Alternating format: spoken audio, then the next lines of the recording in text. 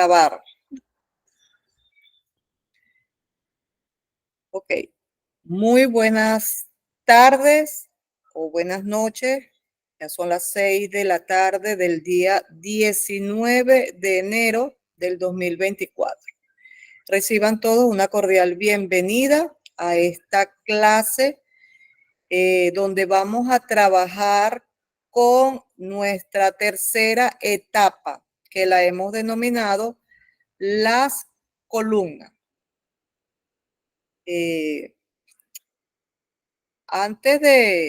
Vamos a ir recordando un poquito vamos a compartir primero.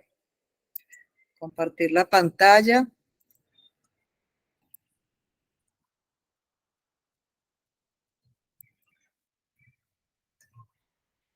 Para recordar un poquito el plan de evaluación. ¿Lo pueden ver?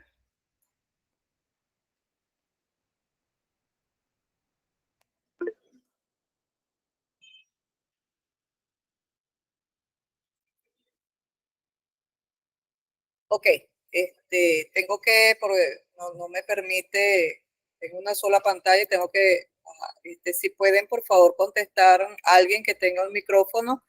No, pero ya vi que sí lo están viendo. Ok, vamos a recordar un poquito cómo vamos en lo que es la materia, porque estamos iniciando este año 2024 y hay que recordar lo que hicimos en las primeras semanas del 2023. Recuerden que nuestro proyecto, nuestra materia, Computación 1, lo estamos desarrollando bajo una metáfora educativa que está en el mundo de la construcción. Y vamos a trabajar 5 etapas. La etapa de cimentación, drenaje, las columnas, paredes y acabado, y pisos y techo. Va que alguien quiere ingresar. Vamos a admitir. Llegó Abigail. Ok, ¿quién más está por aquí? Ok, ya, continuamos aquí con ya la etapa 1 y la etapa 2 se realizaron y se evaluaron 5 puntos correspondientes al video de todo lo que es la parte del primer tema, de la primera etapa, todo lo que es la teoría, y tenían que hacerlo en un formato de pechacucha. Estoy corrigiendo los videos, comencé esta semana, por eso es que está oculta la actividad, pero ya aspiro el fin de semana terminar de evaluar. Y la etapa 2, que son los sistemas numéricos, ahí había un formulario, ¿verdad? Un cuestionario de 5 puntos, es decir, llevamos 10 puntos evaluados. Ahora fíjense, en la etapa 3, que son las columnas, aquí vamos a ver lo que son los fundamentos de programación y vamos a trabajar con programas secuenciales y vamos a llegar hasta programas de decisión. Entonces, vamos a lo que es la parte de teoría, vamos a evaluar 20 puntos, pero aquí vamos a trabajar con 4 prácticas. Vamos a ver lo que vamos a trabajar la práctica 0, que es el uso del PCIN, práctica 1, introducción al entorno de programación con el DEF, la práctica 2, introducción a la programación en C++, y la práctica 3, estructura de decisión, y la práctica 4, estructura de decisión, anidad. Entonces, todas estas prácticas las vamos a ver en lo que es las columnas. Entonces, fíjense, esta etapa es una etapa bastante larga. Vamos a tener varias semanas trabajando con cada uno de estos temas. Hoy, fíjense, si nos vamos al aula, aquí, vean que los recursos de aprendizaje que ustedes tienen abiertos desde el día lunes, tienen una página donde se les habla de lo que es el software PCI. Este es un software gratuito realizado por unos estudiantes en una universidad de Argentina que nos permite interpretar un algoritmo, o sea, un programa realizado en un pseudocódigo. Y aparte de eso, también nos permite hacer los diagramas de flujo. Y también nos permite transformar ese pseudocódigo al lenguaje C. Bueno, hay a otros lenguajes, pero nosotros como vamos a trabajar con lenguaje C, es por eso que yo desde hace un tiempo para acá he estado trabajando con este software, porque primero que es un software que me permite eh, eh, eh, introducir a los estudiantes en ese mundo de la programación, en estos primeros pasos para aprender a programar. Y tenemos fundamentos básicos de la construcción de algoritmos, que es lo que vamos a ver hoy, la metodología para la construcción de algoritmos, para empezar a trabajar con construcción de algoritmos secuenciales. Ya lo que es fundamento de lógica nos va a permitir trabajar con algoritmos de estructura de decisión. Tienen una carpeta con un material para esta unidad y tienen un libro donde tenemos ejercicio resuelto. Aquí vamos a tener varias prácticas de laboratorio, pero por los momentos las tenemos ocultas. Solamente le tengo abierta la práctica de laboratorios 0, que es la de PCI, pero esa la vamos a ver la semana que viene. Hoy quiero dedicarme un poquito a lo que es la parte de teoría. Ajá. Vamos a darle entrada a otro compañero. Ok. ¿Alguna pregunta hasta el momento para empezar vamos a leer los mensajes?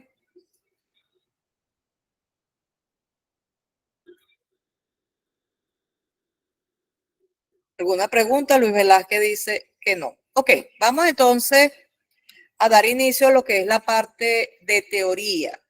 Como les dije, hoy quiero hablar los primeros recursos educativos del aula, es los fundamentos básicos en la construcción de algoritmos.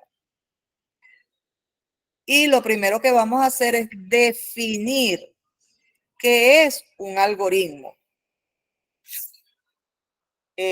La definición que aparece en la lámina nos habla de que un algoritmo es un conjunto ordenado y finito de acciones que ejecutadas en un determinado orden resuelven un problema. Ajá. Vamos a trabajar aquí con algunos ejemplos. Por ejemplo, un algoritmo puede ser computacional o no computacional. Por ejemplo, alguno de ustedes podría, en forma de algoritmo, decirme cómo realiza un pago móvil. Bueno, sí, cómo realiza un pago móvil de su cuenta va a cancelar algo y para cancelarlo es por pago móvil. ¿Alguien me podría decir los pasos que debe hacer para hacer un pago móvil?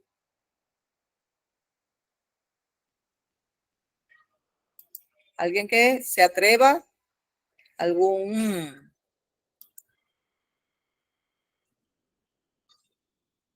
Si no los nombro.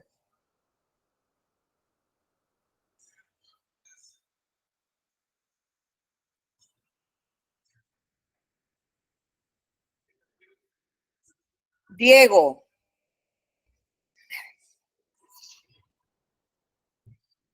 Ah, pero que Diego como que no tienes micrófono, vas a hacerlo, vamos a verlo de esta forma. No tienes micrófono.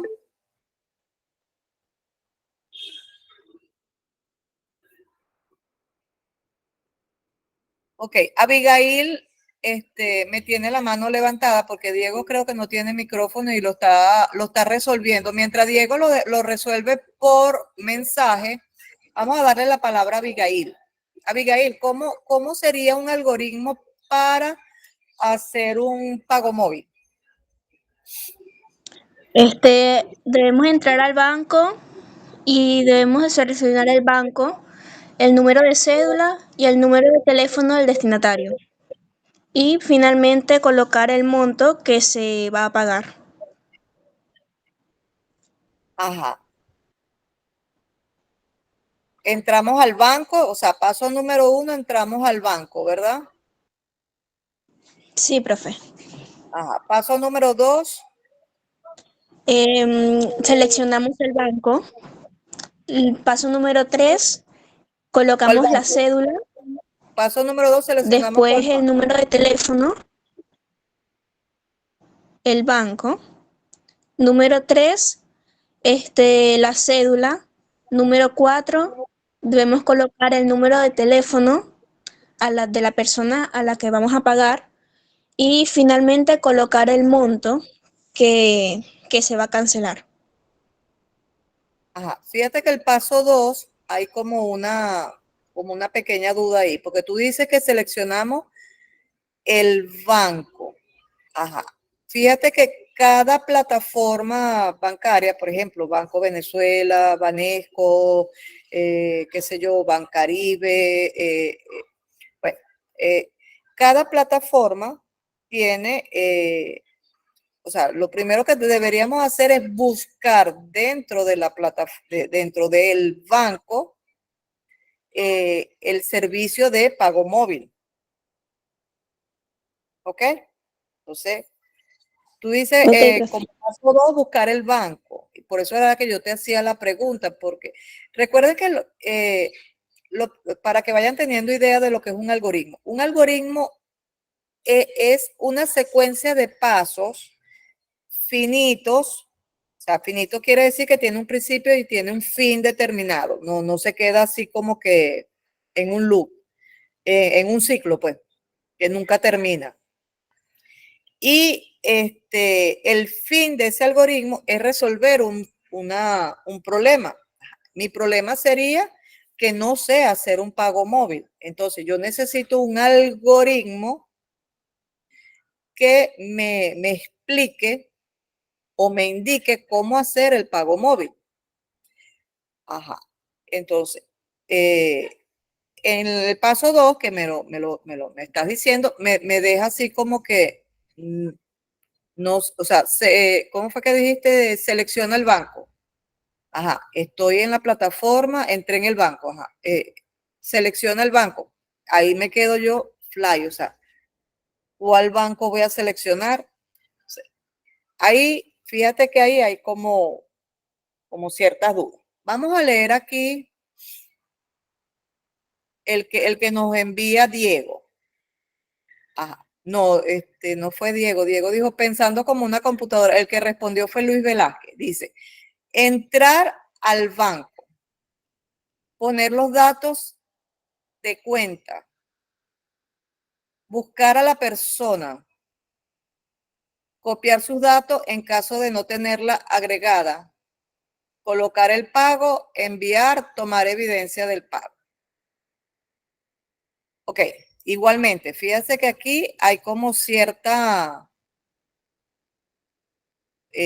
bueno, no sé qué opinan ustedes, pero díganme, ¿ustedes creen que Una persona que nunca ha hecho un pago móvil,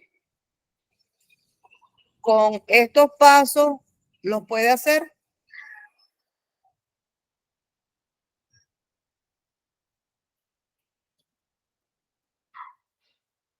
Si la persona no tiene mucho conocimiento, yo digo que no. ¿Ok? Ajá. Entonces, esos son unas características que deben tener los algoritmos. Los algoritmos deben ser claros, deben ser precisos, deben ser exactos. No debe haber ningún tipo de ambigüedad, deben ser muy claros. Entonces, para nosotros empezar a trabajar con algoritmos, lo primero que tenemos es que tener una mente más lógica y empezar a pensar cómo puedo hacer o solucionar un problema de forma lógica, que otra persona que no tenga el conocimiento, eh, eh, siguiendo los pasos del algoritmo, llegue a la resolución del problema. Por eso que empecé con problemas de, por ejemplo, de la vida diaria. Vamos a empezar con otro más sencillo. Vamos a hacer un algoritmo como tipo receta de cocina. Vamos a hacer un algoritmo para hacer una arepa.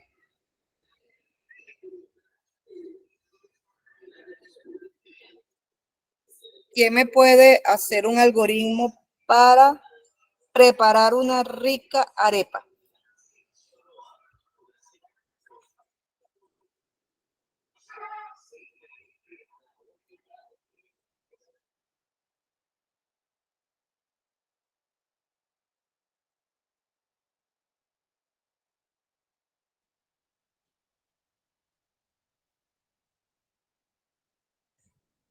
¿No hay voluntario?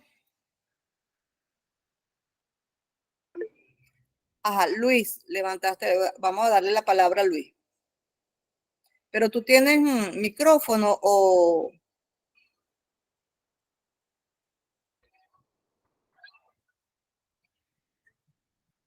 Fíjate que Pablo aquí mejoró en los mensajes, mejoró el algoritmo del pago móvil.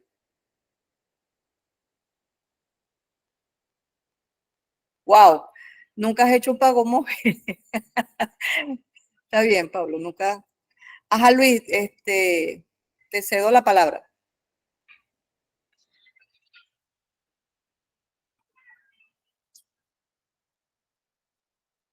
Que está dañado el micrófono. Ajá, ¿cuál sería? Bueno, si puedes escribir en mensaje, ¿cómo sería entonces tu algoritmo para preparar una arepa?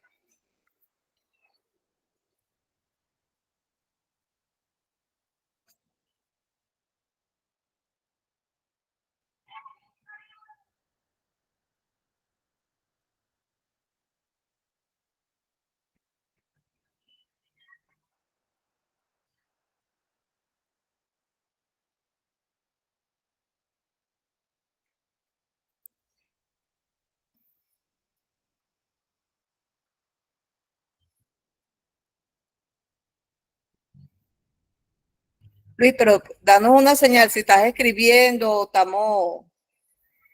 veo que levantaste la mano y después no has dado señales de que estás ahí. Estoy escribiendo. Ok, vamos a esperar entonces un momento a nuestro compañero Luis, que está al constructor que está cocinando, está cocinando para escribir el algoritmo. Muy bien.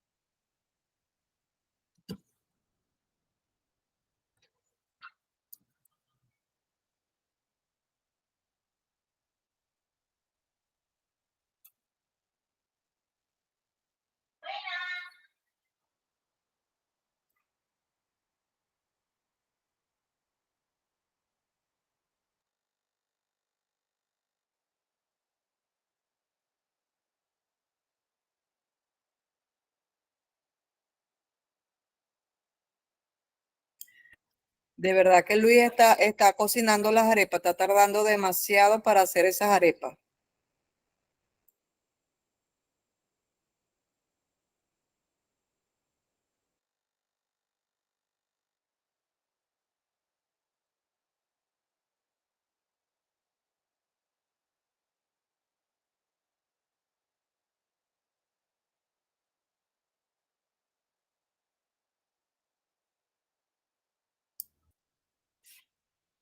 Ajá. Lo primero sería preparar la harina. O sea que tú vas a, Luis, ¿cómo es eso de que vas a preparar la harina? Esa la compramos hecha, esa la compramos ya sea harina pan, harina. Ok. Buscar un envase hondo en el cual preparar la harina. No sería la harina, sería en tal caso la masa. Echar la harina según la cantidad que queramos. Echar agua proporcional a la harina. Echar sal y azúcar al gusto. Menear todo hasta que quede como una masa. Ya teniendo la masa, encendemos el sartén, encendemos la cocina, no el sartén. En lo que se calienta el sartén le damos forma a la harina. Wow, una forma redonda de preferencia. La ponemos en el sartén caliente, pero este sartén no le echamos ni un poquito de aceite, no lo engrasamos. Le ponemos en el sartén caliente y esperamos al tostarse, le damos la vuelta. Verificamos que no se queme y ya estaría.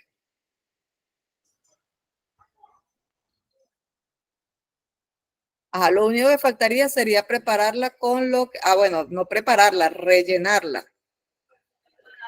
Ok, ajá. Ahora, con estos ejemplos que hemos dado, que no son algoritmos matemáticos, algoritmos computacionales, es cuestión de practicar cada uno de los pasos, paso 1, paso 2, pero hacerlo de forma más, como les digo, que no haya duda, que no quede eh, o sea, que por lo menos ustedes ven las recetas de cocina. En este caso, si buscamos en internet cómo preparar una arepa, van a conseguir formas de preparación más completa. O sea, el paso 1 podemos explicar. Fíjate que Luis dice, lo primero sería preparar la harina. Aquí, cualquiera persona que nunca ha hecho una arepa dirá, ¿cómo es eso de preparar la harina? Entonces, esto no sería ningún paso, porque el paso 1, o sea, en tal caso uno diría primero, tipo receta, uno colocaría como que los ingredientes. 2 tazas, por decir algo, 1 taza de harina de maíz, y le pueden poner, para no, que no sea propaganda, o sea, no le ponen la marca. 1 taza de harina precocida de maíz. Taza y media o 2 tazas de agua. 1 cucharadita de sal, como tú colocas ahí que te gusta con azúcar, bueno, no sé, media cucharadita de sal y 1 cucharadita de azúcar, no sé. Entonces, eso iría como antes de empezar los pasos. Esos serían como que los ingredientes que va a tener nuestra, nuestra receta. Pues,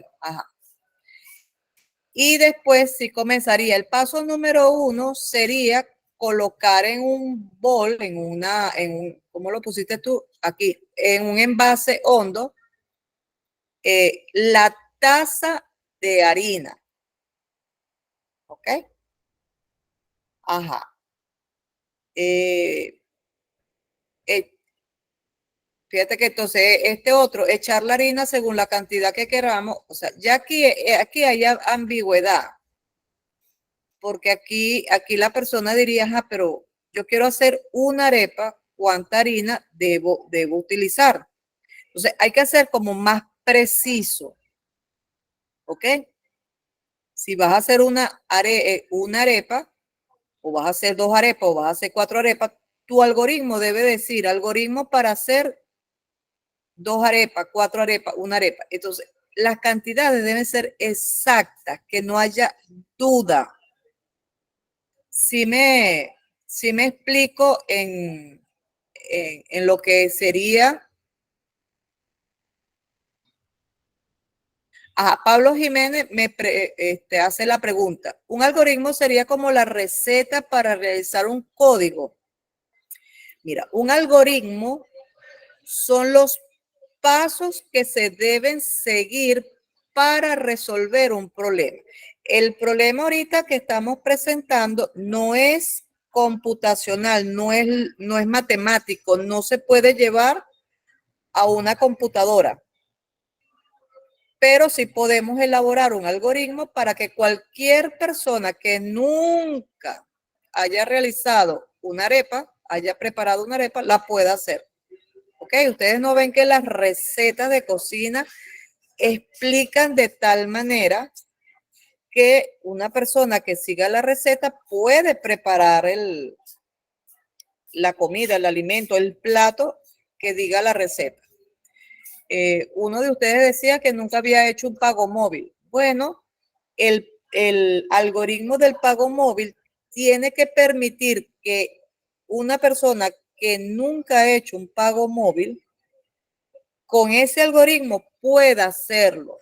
Por eso que el algoritmo debe ser específico. No podemos hablar de todos los bancos, porque cada banco tiene como que de repente, un proceso. Por ejemplo, Banesco, hay que anteriormente, ya ahorita lo permite, pero anteriormente primero debíamos registrar a la persona para después hacerle un pago móvil.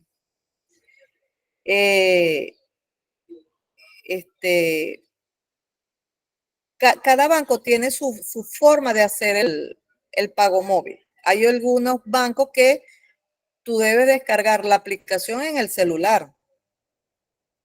Anteriormente era muy cómodo el Banco de Venezuela porque tú lo que mandabas era a través de un mensaje de texto, tú colocabas los datos puntuales, el número de cédula, el número del teléfono, el monto, y enviabas el mensaje y eso te daba, o sea, te hacía el pago móvil. ¿Ok?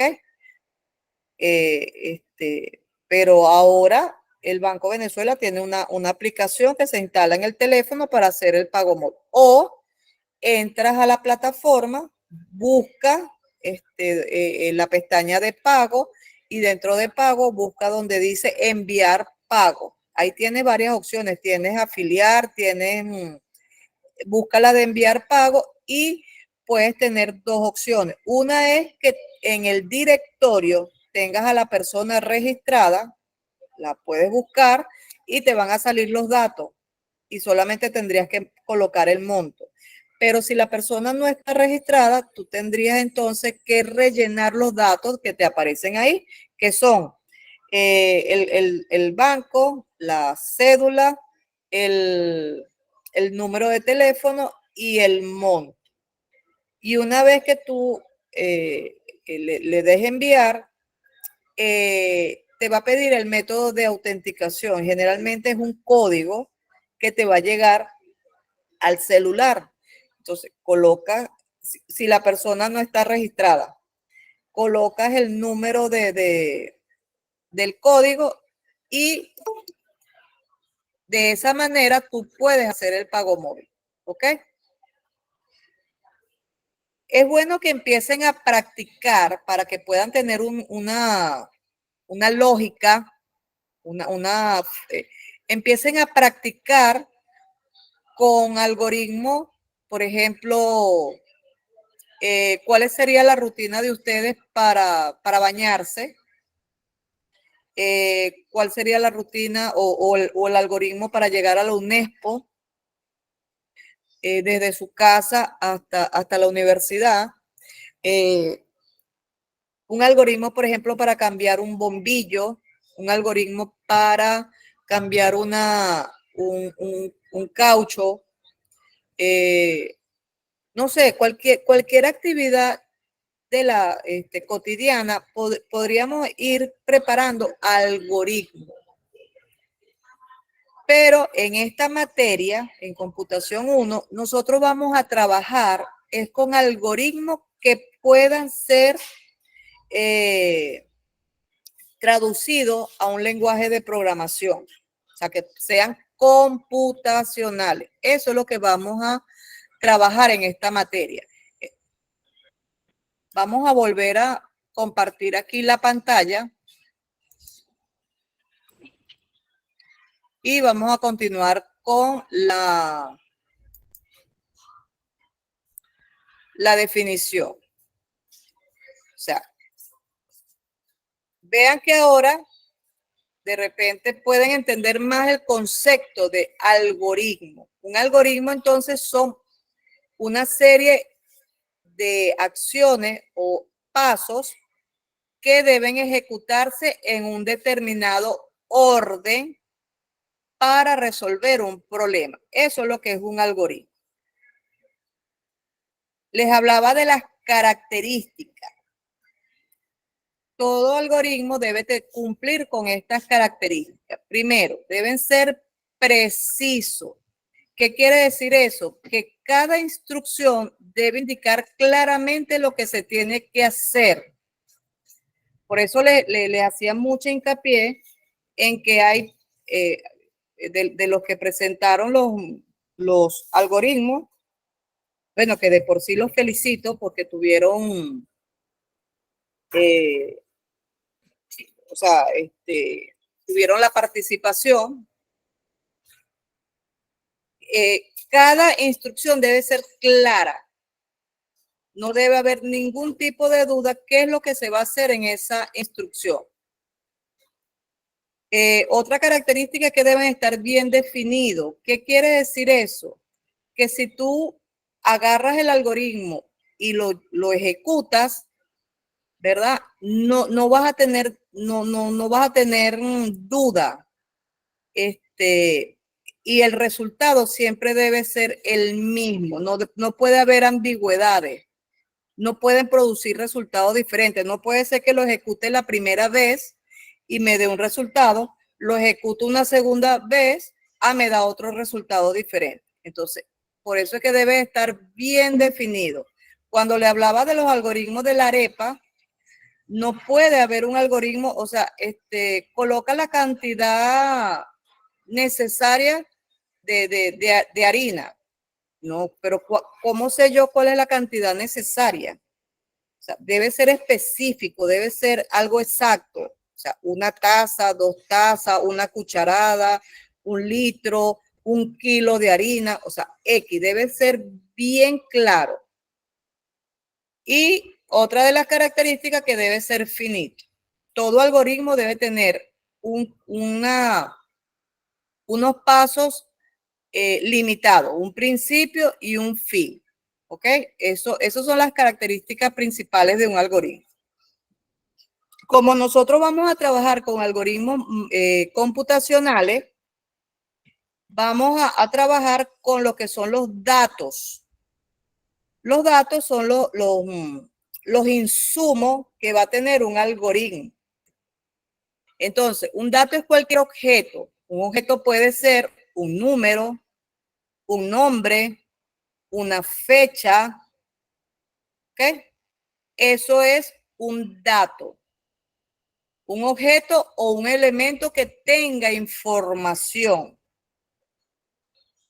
Por ejemplo, el número 3, yo puedo tener como dato una variable llamada número y el valor de esa variable va a ser el número 3. Eso es un dato. ¿Ok? Y ese dato o ese elemento que va a tener información, lo puedo usar en diferentes operaciones. Operaciones, ¿qué es una operación? Bueno, por ejemplo, una operación matemática, una operación de suma, una operación de resta, multiplicación, y ese dato puede ser trabajado en ese programa para producir un resultado. Entonces, ¿cuáles son las características del dato? Primero, el dato debe tener un nombre que lo va a identificar. Como acabo de decir, por ejemplo, yo puedo tener como dato un número, o sea, el nombre número, y dentro del número puede tener un valor. O sea, el número puede ser igual a 3. Es decir, que el contenido del dato es 3. Entonces, si lo llevamos a pensar en la computadora, un dato es un lugar de almacenamiento dentro de la memoria del computador, el cual yo puedo buscarlo, hacer referencia a través del nombre de ese dato. Es lógico que si está en la memoria, él va a tener una dirección de dónde está dentro de la memoria del computador. Ajá. Ese dato tiene un tipo específico que va a trabajar. ¿Cuáles serían esos tipos de datos? Tendríamos datos simples, datos estructurados y datos que son definidos por el usuario. Cuando hablamos de datos simples, estamos hablando de 3 tipos de datos, lo que son números numéricos, ya sea números enteros o números reales, datos de tipo lógico y datos de tipo carácter, que puede ser de un solo carácter, por ejemplo, la A, la B, la C, la D, o sea, un solo carácter, o que tenga una serie de caracteres. Por ejemplo, una cadena, María. Datos estructurados, hablamos de vectores y matrices. Matrices también la podemos llamar como tablas. Registro, archivos, puntero. Y los datos definidos por los usuarios, por ejemplo, los enumerados, son datos que podemos crear. Vamos a suponer que yo creo un dato enumerado llamado arcoíris. Y en arcoíris coloco los colores que tiene el arcoíris, el amarillo, el azul, el rojo, el verde, el morado, etcétera, etcétera. ¿Ok? O puedo colocar, por ejemplo, un dato enumerado, clima. Y ¿cuáles serían los tipos de clima? Bueno, invierno, otoño, verano, primavera. Ajá, eso sería un dato enumerado. Otro ejemplo de dato enumerado, por decir algo, en meses. Y los componentes de meses sería enero, febrero, marzo, abril, mayo, junio, julio, agosto, o sea, los 12 meses del año. Esos serían datos que podemos definir y los contenidos de ese dato. Para la materia de computación 1, nosotros lo vamos a trabajar hasta vectores y matrices. Lo que son registros, archivos, punteros, eso se ve en computación 2. Entonces, vamos a ir explicando cada uno de ellos con detalle. Cuando hablamos de datos numéricos, tenemos de 2 tipos. Datos enteros es que no tiene parte decimal. ¿Ok? Y estamos hablando tantos números que sean positivos como números que sean negativos. Es decir, que iría desde menos infinito hasta más infinito. Pero la característica de los números enteros es que no tiene parte decimal. En cambio, los reales sí llevan parte decimal. Puede ser positivo o negativo, o sea, números con signo, pero que tienen parte decimal.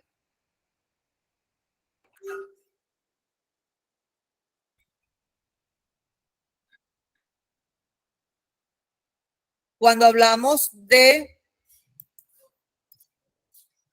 datos lógicos, estamos hablando de aquellos datos que tienen dos caracteres, o sea, dos tipos o son verdaderos o son falsos. Son de dos tipos de valores, verdaderos o falsos. También podemos utilizar como 1 o 0. Pero el 1 me va a hacer referencia a verdadero y el 0 me va a hacer referencia al falso. Esto generalmente de los datos lógicos se utiliza para trabajar con algoritmos de decisión. ¿Okay? Es cuando tenemos por lo menos en este ejemplo, preguntamos, 25 es mayor que menos 2. Este resultado de esta operación con este operador relacional mayor me va a dar un tipo de respuesta de tipo lógico. En este caso es verdadero porque 25 es mayor que menos 2. Y cuando hablamos de dato carácter, estamos hablando de un dato alfabético, ya sea mayúscula desde la A hasta la Z, minúscula desde la A hasta la Z o dígito que se está tomando en forma carácter o caracteres especiales.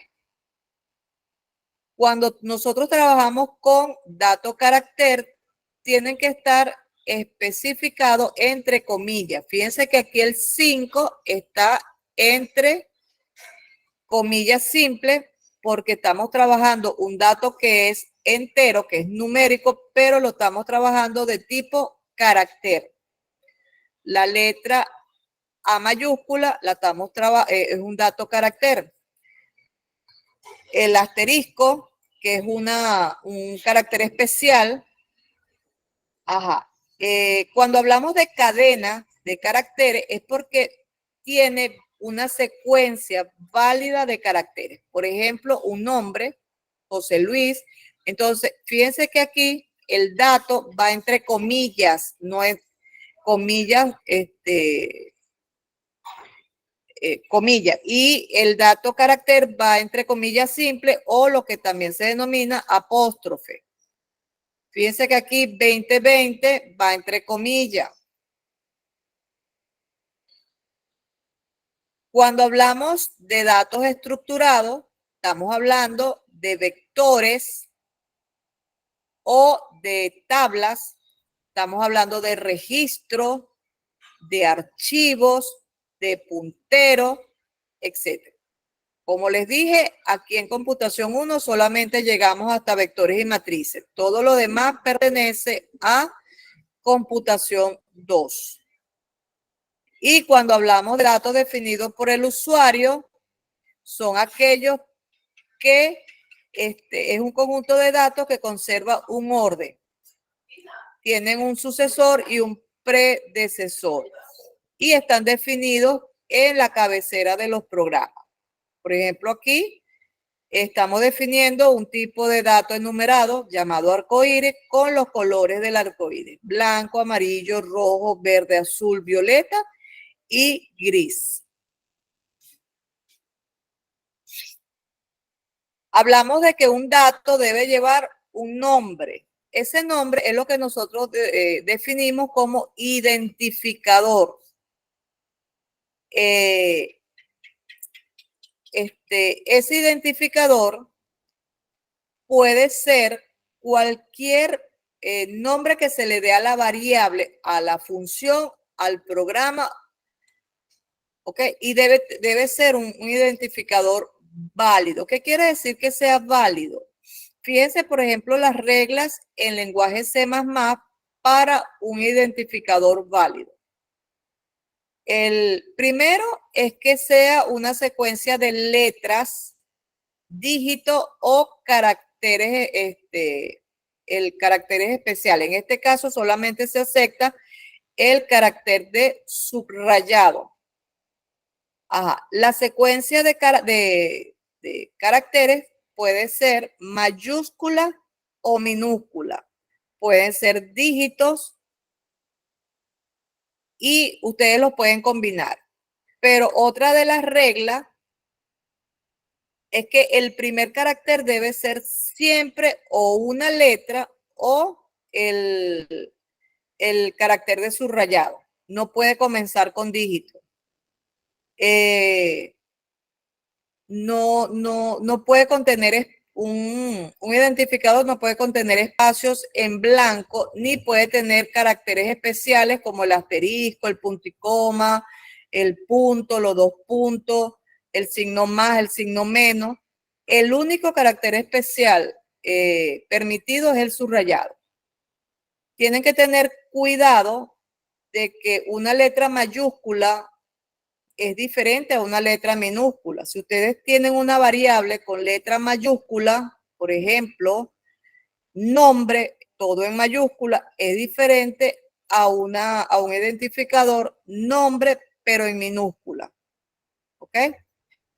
Y lo otro es que el C++ permite definir identificadores con un número ilimitado de caracteres. Es decir, que yo puedo tener un párrafo como un identificador, aunque lo recomendable es que tengamos identificadores cortos, no tan largos. A pesar de que aceptan muchos caracteres, recomendamos que sean, oye, yo creo que un identificador, no sé, de 10, 12 caracteres, es más que suficiente. Otra cosa, no, hay que saber las palabras reservadas del C, porque las palabras reservadas no se pueden utilizar como un identificador. Ya vamos a ver un poquito lo que son las palabras reservadas.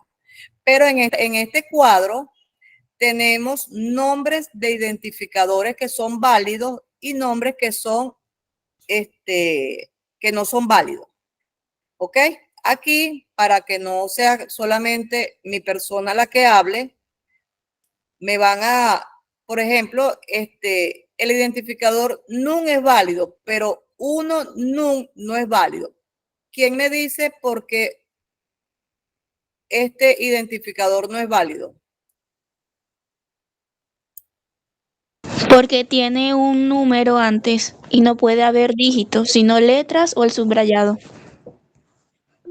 Correcto, muy bien, felicitaciones. Eso es correcto. El identificador no puede comenzar con números. Ajá.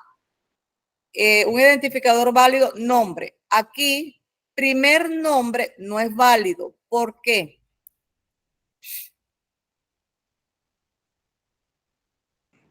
Porque si son todas mayúsculas, deben ser todas mayúsculas. Y entonces no puede haber mayúsculas y minúsculas mezcladas. No es correcto. Sí puede haber mayúsculas y minúsculas. Aquí no es válido porque aquí hay un espacio en blanco.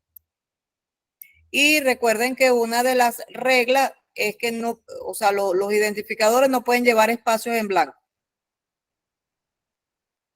¿Ok? Fíjate, si tú quieres tener dos nombres, por ejemplo aquí, nota física, la recomendación es que le coloques un signo especial de subrayado o underscore o piso. En cambio, nota física con el piso es correcto, pero nota guión física no es correcto. ¿Por qué?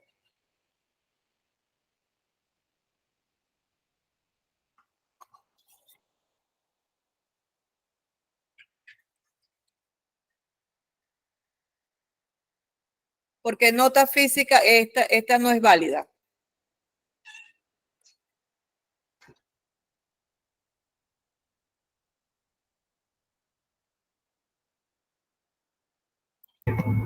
Un compañero ya lo dijo por el chat. Sí, lo que pasa es que tengo que devolverme para acá y leerlo. Ajá. Si se permite el piso, no se permiten espacios, ok.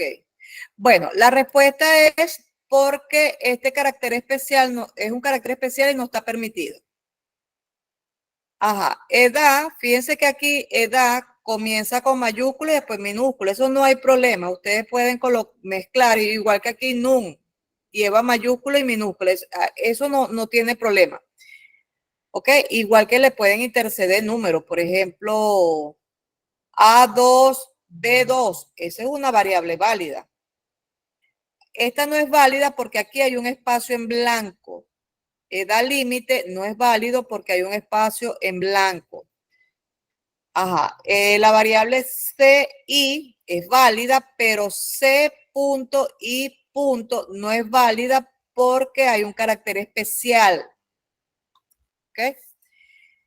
Ajá, ten, piso, min es un carácter válido, pero ten con el símbolo de menor no es válido. ¿Por qué? Porque este es un carácter especial. Ajá, para concluir, ¿qué entendieron por identificador? ¿Qué es un identificador? ¿Para qué me sirve un identificador?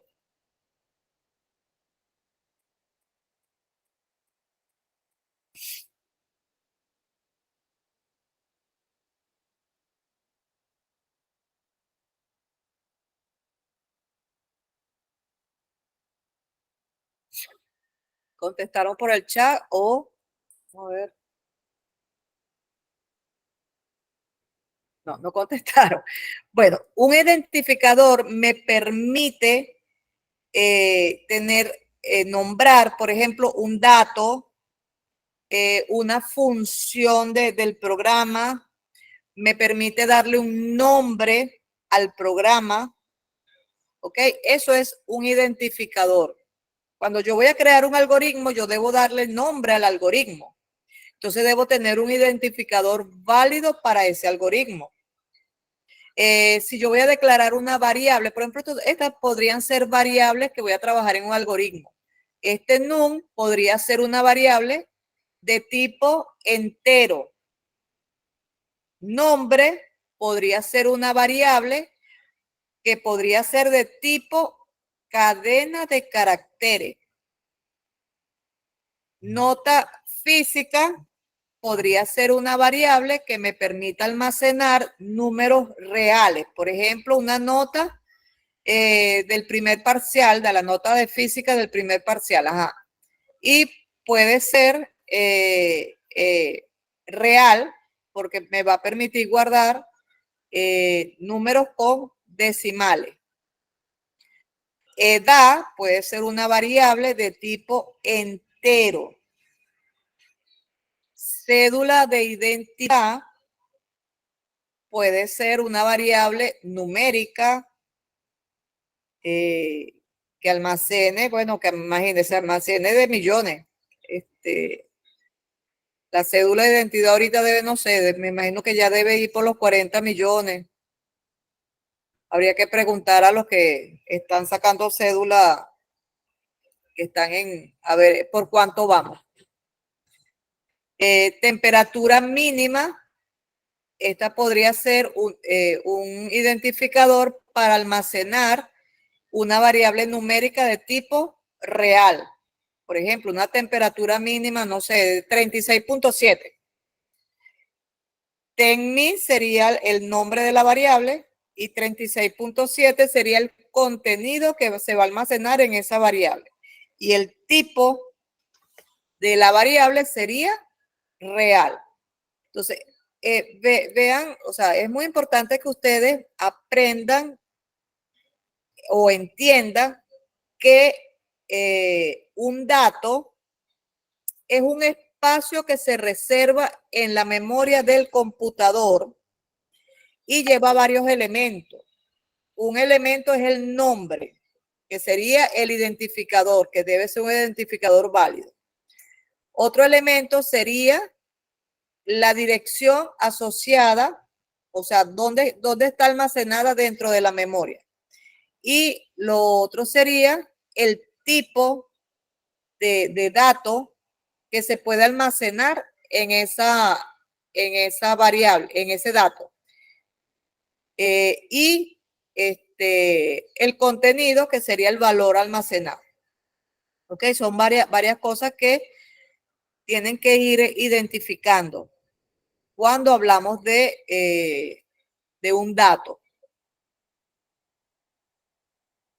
Ajá, les había comentado que los identificadores no pueden ser palabras reservadas. La palabra reservada, que son palabras que usa el lenguaje de programación en el que estemos trabajando. Por ejemplo, en C++, lo que es la palabra ASM es una palabra reservada porque esto me hace referencia a un tipo llamado assembler. Auto, bool, breadth, case, char, const. Todo esto son variables, palabras reservadas que las usa el lenguaje C. Yo no puedo agarrar ninguna de ellas y la puedo colocar como un identificador, porque no me lo va a aceptar el computador. ¿Ok? Porque ya son usadas como palabras que pertenecen al C y cada una de ellas tienen una definición dentro del C. Por ejemplo, bool me identifica un tipo de variable de tipo booleana, de tipo lógico, es decir, o es verdadero o es falso. Char es una variable de tipo carácter. Ajá. En algoritmo, a pesar de que un algoritmo, estamos hablando de un pseudocódigo, es decir, en un lenguaje normal, hay palabras que no la podemos utilizar porque ya la colocamos como del programa. Por ejemplo, la palabra inicio, la palabra fin, son palabras reservadas. Esta me indica el inicio del algoritmo, este el final del algoritmo. Leer, escribir, mientras, constante, entero, real, todo eso serían palabras que no puedo utilizar como un identificador. Entonces, a medida que que empecemos a programar, tenemos que tener cuidado con ese uso de palabras reservadas. Otra de las que debemos manejar, otra de las definiciones es lo que son variables y constantes. Una variable es un objeto de un tipo de dato que su valor no va a cambiar, no va a variar durante el desarrollo, disculpe. La variable puede cambiar durante el desarrollo del algoritmo. Por eso su nombre dice variable, varía, cambia. ¿Ok? Por ejemplo, yo puedo tener una variable llamada, vamos a utilizar una de las de esta tabla. Vamos a suponer que mi variable sea num. Y el primer valor de num puede ser el valor 3. Pero en el transcurso del programa le sumamos 2, entonces ya num, mi variable num ya no sería 3, sino que sería 5. Después seguimos en el programa, le restamos 1, entonces ya mi variable num no sería 5, sino que sería 4. En conclusión, una variable es un tipo de dato que su valor cambia durante el desarrollo del algoritmo. Las variables pueden ser de tipo real, de tipo entero, de tipo lógico, de tipo carácter o de tipo cadena. Ahora, constante. Bueno, aquí seguimos hablando de las variables y bueno, aquí nos están dando nombres de variables y nos están diciendo es que una buena práctica de programación es colocar los nombres de variables que nos hagan recordar o podamos determinar qué tipo de dato es el que estamos almacenando en esa variable. Por ejemplo, si yo quiero almacenar el sueldo neto, bueno, no nos demos no vamos a estar buscándole 5 patas al gato. La variable sería sueldo piso neto. Si yo quiero almacenar temperatura, mi variable puede ser TEM. Si yo quiero almacenar o quiero una variable para almacenar el IVA, el impuesto al valor agregado, bueno, el nombre puede ser IVA. Si yo quiero almacenar horas trabajadas, yo pudiera tener una variable, el nombre de variable hora, aunque yo prefiero utilizar, por ejemplo, HT, horas trabajadas. O sea, eso también depende de cómo el nombre de la variable que ustedes puedan darle. Pero el consejo un consejo que se le da es que el nombre que ustedes vayan a utilizar le sugiera el valor que va a estar dentro de esa variable. ¿Ok? Hay personas que son muy programadores, pues que utilizan como nombre de variables, qué sé yo, HFT. Ajá. ¿Qué significa HFT? Bueno, tendría que tener una leyenda para poder saber qué significa esa variable. Por eso es que la recomendación es que el nombre les permita saber qué es lo que está almacenado dentro de esa variable. Ahora, una constante. Una constante es algo que no, es un dato que no les va a cambiar. Su valor va a ser fijo, no va a cambiar durante todo el programa. Entonces, generalmente una constante, vamos a suponer que yo quiera declarar una variable llamada pi, cuyo valor va a ser constante. ¿Cuál es el valor constante de pi? 3.14. O yo quiero tener una variable real que nunca va a cambiar, que es menos 25.0. Puedo tener una variable lógica que va a ser cierto y nunca va a cambiar en el programa. Una variable carácter que va a ser, su contenido va a ser una S mayúscula o una N minúscula o el símbolo de I. O sea, una constante es aquella que nunca va a variar. Por ejemplo, si yo tengo como una constante el IVA y el impuesto al valor agregado está en 15.5. Eso sería una constante. No me va a cambiar al menos que cambie el valor del IVA, pues. Ajá. Otra de las definiciones que vamos a trabajar son los operadores matemáticos. ¿Qué es un operador matemático? Son aquellos que me permiten realizar operaciones de suma, resta, multiplicación o división. Estos son los comunes, estos son los que trae, por decir algo, hasta las calculadoras tienen estos operadores por definición. Sin embargo, hay operadores matemáticos que también podrían ser como función. Por ejemplo, el operador mod, M-O-D, en lenguaje C se utiliza es el porcentaje. Este operador me hace o me calcula el resto de una división.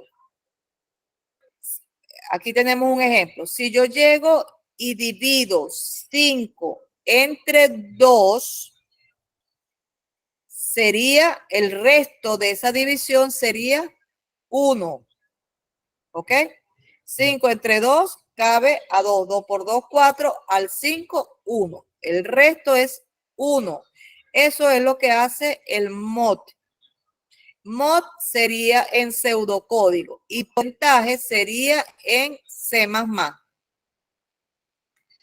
Tenemos el operador dip o en lenguaje C sería la barra invertida. Esto me permite hacer una división entera. Si yo tengo esta operación 5 dip 2, si yo lo utilizo con el otro divisor sería 2.5, ¿cierto? Que sería la mitad. Pero como aquí este operador me va a sacar en la parte entera de la división. Entonces, el resultado sería 2. Es decir, hacer una división solamente con la parte entera. Este símbolo, que en lenguaje C sería POW, me permite la exponenciación. 5 elevado a la 2 es 25. En lenguaje C sería POW entre paréntesis 5,2. Es decir, 5 elevado a la 2, 25. Otro concepto, lo que es una expresión. Una expresión es una combinación de variables, constantes y operadores. ¿Ok? Estas expresiones pueden ser evaluadas y pueden ser evaluadas en un orden que sea correcto. Las expresiones pueden ser aritméticas, relacionales o lógicas. Una expresión una expresión podría ser como una especie de fórmula o ecuación. Por ejemplo, en este caso, 2 multiplicado por pi sumado con x.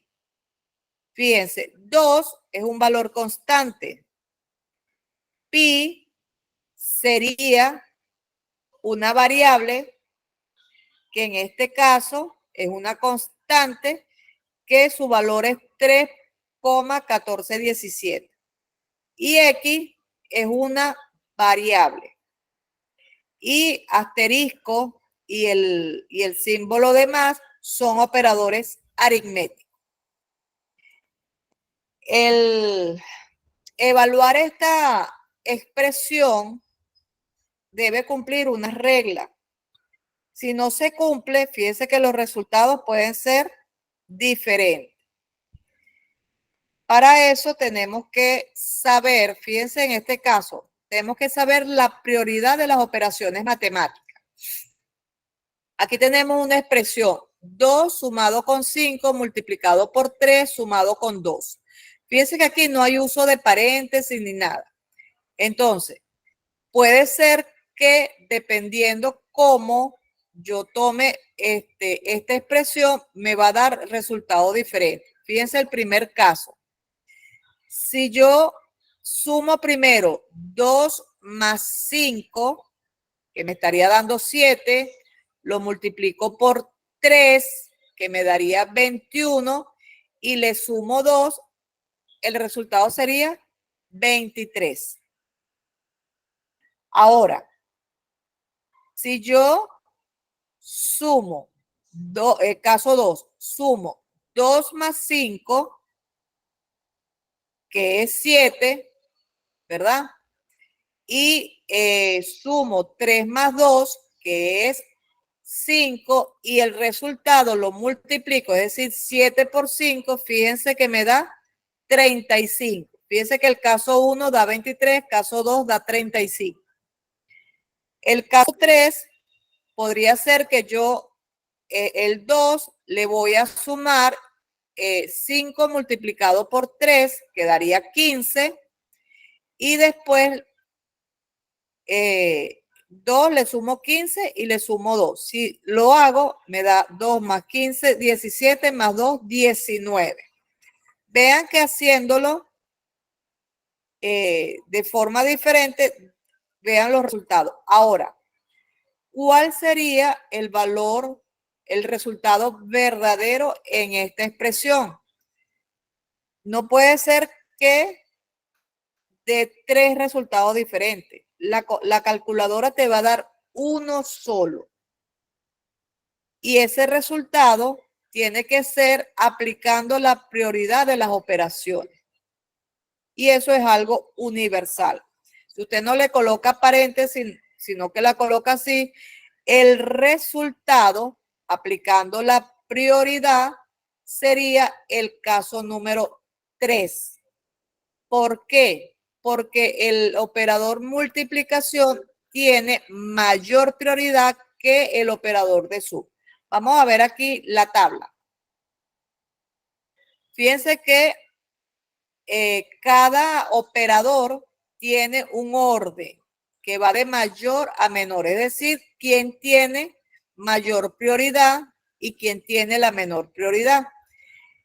En lo que es el operador de potenciación, tiene la mayor prioridad. Multiplicación y división le sigue en prioridad. La suma y la resta y lo que es la división o lo que es el módulo, el resto de la división, es la que tendría menor prioridad. Pero, ojo, una cosa, cada lenguaje de programación tiene sus propias reglas de prioridad o precedencia de operador. Entonces, lo primero que debemos revisar cuando vamos a programar es saber cuál es su regla de prioridad, el programa que estemos trabajando. Fíjense que aquí me está dando una nota que dice que en algunos programas como Pascal, estos operadores tienen mayor prioridad que los operadores de suma y resta. Estamos hablando de estos operadores, los operadores de división o módulo. Me dice que en algunos programas tiene mayor prioridad que el de suma y resta. ¿Ok? Entonces, por eso es que hay que revisar la tabla de prioridad en el programa que estemos trabajando. Las reglas. La prioridad más alta es el operador de potenciación y los operadores de div y módulo o división, el resto de una división es el que tiene la prioridad más baja. Los operadores que tienen igual prioridad se van a evaluar de izquierda a derecha. Si una expresión contiene subexpresiones encerradas entre paréntesis, se van a evaluar primero lo que están dentro del paréntesis, utilizando ese orden. Ok, si existen paréntesis anidados, los paréntesis internos se evalúan primero. Estas serían las reglas. Sería cuestión de hacer ejercicio que se los voy a colocar. Entonces, este es el primer tema que tienen que revisar del material. Lo otro que también quería hoy hablarle, pero ya por la hora un poquito más suave, son las herramientas de programación. Para nosotros trabajar con algoritmos existen 3 herramientas de programación, que son los diagramas de flujo, los diagramas Nash-Scheiderman y el pseudocódigo. Vamos a definir estos 3. ¿Qué es un diagrama de flujo? Un diagrama de flujo son aquellos que mediante un conjunto de símbolos y flechas o conectores me permite elaborar un algoritmo. Entonces, aquí tenemos como una imagen donde tendríamos el inicio del algoritmo, lectura de datos, procedimiento de los datos, impresión de los resultados y fin. Entonces, un diagrama de flujo no es más que un flowchart o un conjunto de símbolos unidos con flechas que me permite diagramar, hacer un diagrama de un algoritmo. Estos diagramas de flujo, como son de tipo visual, son muy útiles, sobre todo para explicar pequeños programas, ¿ok? Porque son muy visuales. Pero si los programas son muy largos, entonces los diagramas de flujo me puede complicar el proceso de la lectura del algoritmo. En cambio, los diagramas de flujo tienen símbolos que son utilizados a nivel internacional y que están contenidos en una normativa, ya sea por la ANSI o por la ISO. O sea que este símbolo aquí en Venezuela y allá en qué sé yo, en China, este símbolo significa, tiene el mismo significado. ¿Por qué? Porque son símbolos universales. Este símbolo me representa el inicio o el final de un programa. Este, que sería, ¿cómo sería el nombre de este? Sería, este no es rombo, este es como, ay, no recuerdo el nombre ahorita de esta figura. Ay, se me olvidó el nombre de esta figura. Trapecio, trapecio. Ajá. No, pero el trapecio, no es trapecio, porque el trapecio tiene los dos lados diferentes. Este tiene, fíjate, este tiene los dos, estos dos lados son iguales. Esto lo que está es como que ay, no me llega el nombre, tendría que buscarlo, no me llega el nombre del, pero no es trapecio. Bueno, lo cierto es que esta Creo que es figura. un romboide, profe. Ah, perdón, ¿me podrías repetir que no te escuché? Un romboide. Romboide.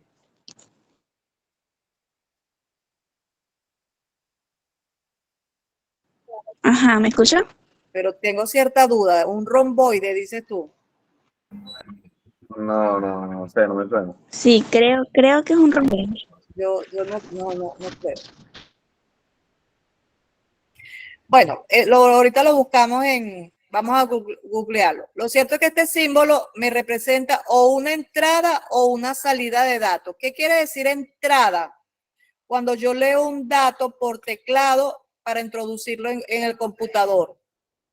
Y una salida es cuando yo envío datos del computador hacia el exterior, por ejemplo, hacia la impresora o hacia la pantalla. Entonces, este símbolo me representa o una entrada o una salida de los datos. El rectángulo es cualquier proceso. Por ejemplo, un proceso puede ser una operación matemática. Este sí es el rombo. Me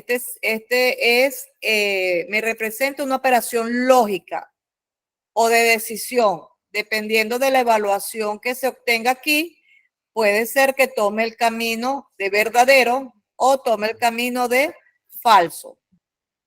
Las líneas conectoras, este símbolo es utilizado para representar la pantalla. O sea, fíjense que aquí podría ser entrada o salida. Ajá, pero yo puedo ser específica. Esta sería una salida por pantalla. Y esta sería, por decir algo, una salida por impresora. Ajá, este sería cuando yo voy a trabajar con decisiones múltiples. Es decir, por ejemplo, un tipo menú. Si es la opción A, se va por aquí. Si es la opción B, se va por aquí. La opción C, por aquí. La opción D, por aquí. O sea, quiere decir que aquí, en este rombo, dependiendo del resultado de la evaluación, puede ir por cualquiera de estas salidas. Este es un círculo, puede ser un conector. Generalmente este conector, por ejemplo, si estamos en una hoja, el algoritmo es muy grande, yo puedo colocar aquí número 1 y en otra página coloco ese conector. Es como para saber que el diagrama va a continuar en otra parte, ¿ves?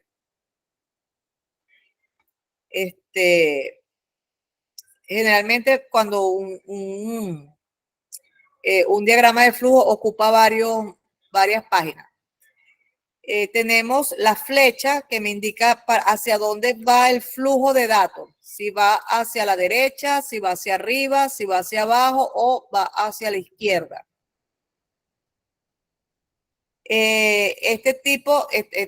Fíjate que el círculo se utiliza cuando el conector es en la misma página y cuando son páginas diferentes se utiliza este conector. Esto sería un llamado a una subrutina o a una función. Bueno, estos serían algunos de los símbolos utilizados para los diagramas de flujo. Aquí Profe, la figura era un paralelogramo. Esa sí es. Muchísimas gracias. Correcto, eso sí es un paralelogramo que tienen las dos, o sea, esta es la de arriba y la de abajo son de la misma medida, igual que la izquierda y la derecha. Eso es un paralelogramo. Ajá, entonces el símbolo, ese paralelogramo se utiliza para entrar o salida de datos, como lo acabamos de decir. Por ejemplo, si es una entrada, podría ser leer. Ajá, voy a leer aquí la variable num1 y la variable num2. Si es una salida, voy a mandar a imprimir lo que está entre comillas, se sale por pantalla tal cual, o sea, escribiría total es igual y result, que sería el contenido de lo que esté almacenado en esa variable. Entonces, en pantalla podríamos observar total igual, vamos a suponer que result tenga 3, entonces sería total igual 3. Eso es lo que saldría por pantalla. Ajá. Los procesos, hablamos de que podría ser una fórmula.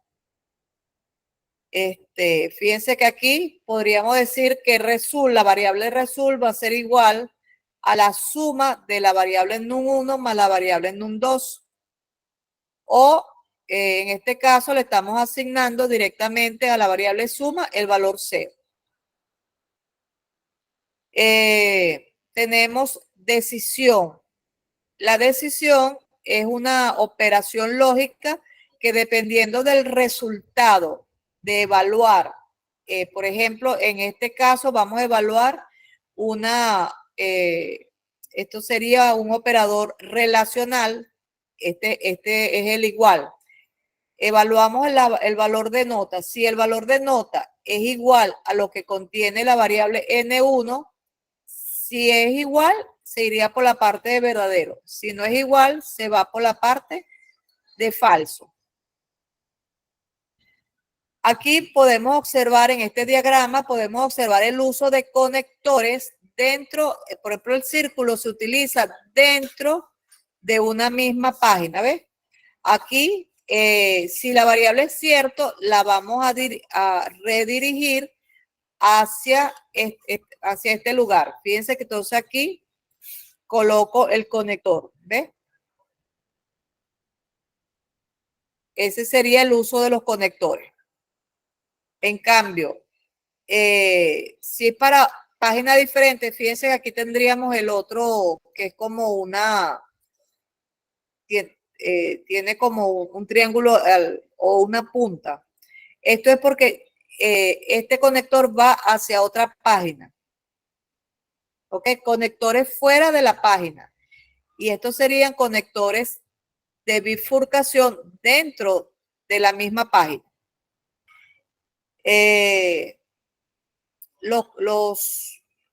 Esto también se utiliza como conectores. Este sería el inicio y este es el fin del programa. O podríamos decir el símbolo de inicio del programa, fin del programa.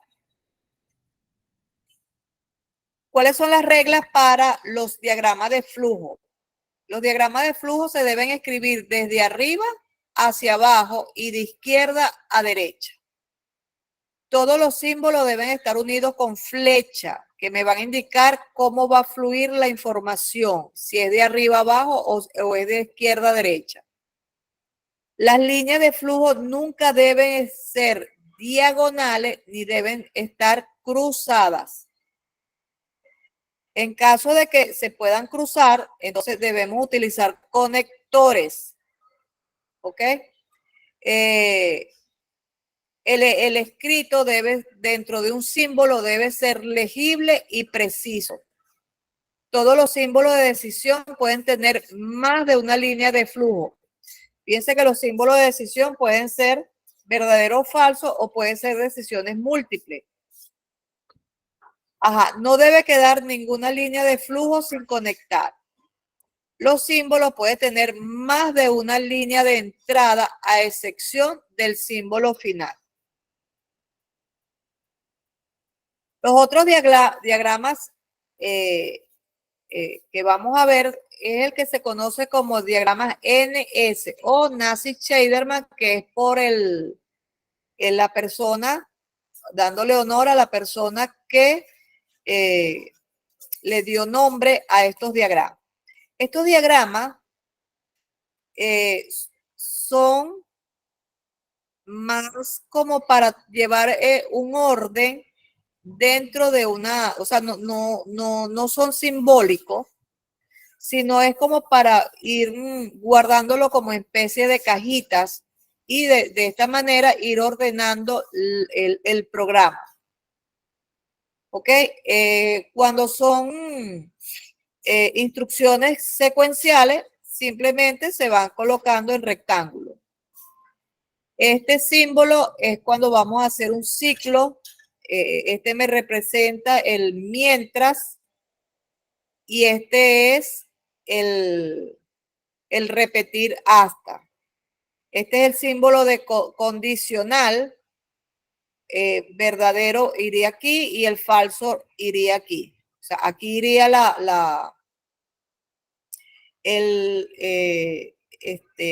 el operador relacional y dependiendo del resultado, si es verdadero, se va por esta parte y si es falso, se va por esta otra. O sea, se colocarían las instrucciones aquí. Y este es el condicional, pero de varias opciones. ¿Ok? Opción 1, opción 2, opción 3, opción 4. Y aquí arriba se coloca la condición a evaluar. Aquí tendríamos un ejemplo de una estructura secuencial para un programa elaborado en este diagrama. Aquí colocaríamos el título del programa, aquí va la primera instrucción, la segunda, la tercera y así sucesivamente hasta el fin del programa. Esto sería una estructura secuencial. Para una estructura selectiva se utilizan entonces estos formatos, como ya le expliqué. En este ejemplo, en el primero, solamente lleva la opción de verdadero o cierto. En este ejemplo, lleva las dos condiciones. Si se cumple que es verdadera, va a ser las acciones que están aquí. Si se cumple que es falso, va a ser las acciones aquí. Esta es la que está por el lado de la derecha. Y este sería cómo hacerlo con una estructura múltiple. Y estas son las estructuras repetitivas. El ciclo for o repetir, el ciclo mientras y el ciclo, el ciclo for o el ciclo desde. El ciclo mientras o while y el ciclo repetir. Esto es cuando veamos estructuras repetitivas, que es en la otra etapa. Y los pseudocódigos es escribir el algoritmo en un lenguaje, o sea, muy parecido al lenguaje natural, al lenguaje como hablamos. ¿Ok? Y estos son los que vamos a utilizar en esta primera fase. Y vamos a utilizar estos programas y los vamos a llevar al PCI. Aquí tenemos un ejemplo de un algoritmo que me va a permitir calcular el área de un triángulo. Sabemos que el área de un triángulo es base por altura dividido entre 2.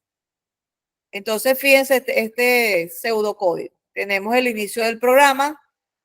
Declaramos dos variables de tipo entero, una variable llamada base, una variable llamada altura. Tenemos, vamos a escribir un mensaje. Diga la base, o sea, le vamos a pedir a la que imprima en pantalla este mensaje, de tal manera que la persona entienda que va a introducir el valor de la base. Vamos a leer el valor de la base y la almacenamos en la variable. Luego vamos a pedir la altura y la vamos a almacenar en la variable altura. Y después hacemos el cálculo y mandamos a imprimir. Vamos a imprimir área del triángulo, va a ser igual. Fíjense que primero se resuelve lo que está entre paréntesis, base por altura, y lo vamos a dividir entre 2. Entonces, el pseudocódigo no es más que una pseudoprogramación. Y vamos a trabajar con una mezcla de términos y símbolos que se asemejan, que están muy, serían muy parecidos a lo que son los lenguajes de alto nivel. Ok, esas serían las 3 herramientas que vamos a trabajar. Bueno, la semana que viene, vamos a dejarlo hasta aquí por la hora, ya son las 7, ya van a ser las 7:38.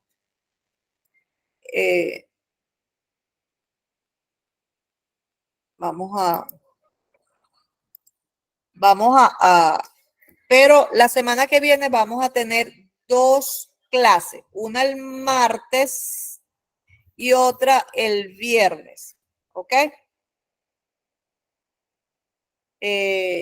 Porque ya vamos a empezar a programar. Entonces, por favor, lean el material que tienen ahí, lo revisen la grabación de esta clase y nos vamos a ver el día martes. No sé si les conviene en la mañana o les conviene a esta hora, a las 6 de la tarde. Ustedes me dicen, por favor, por el grupo de WhatsApp. ¿Ok?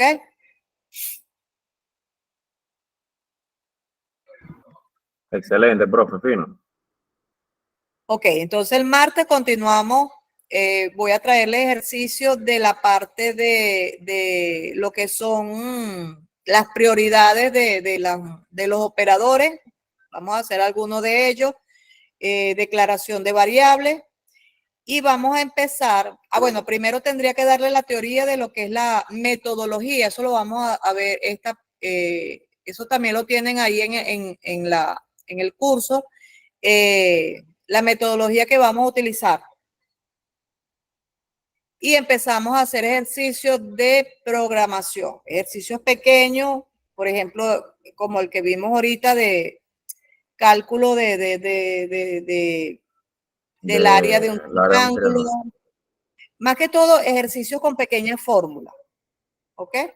Y el día viernes vamos a hacer la primera práctica, que sería con PCI. Yo les dije por WhatsApp que fueran instalando en sus máquinas tanto el PCI como el DEF.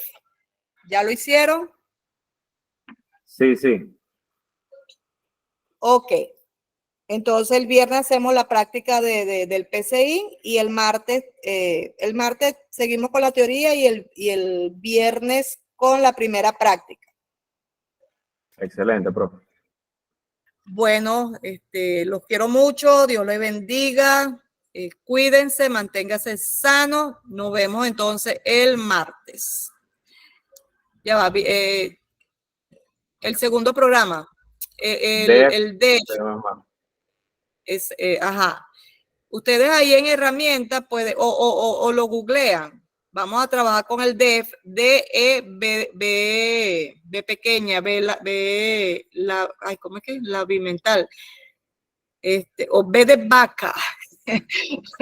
Muy bien, Pablo lo escribió ahí, el DEF C++.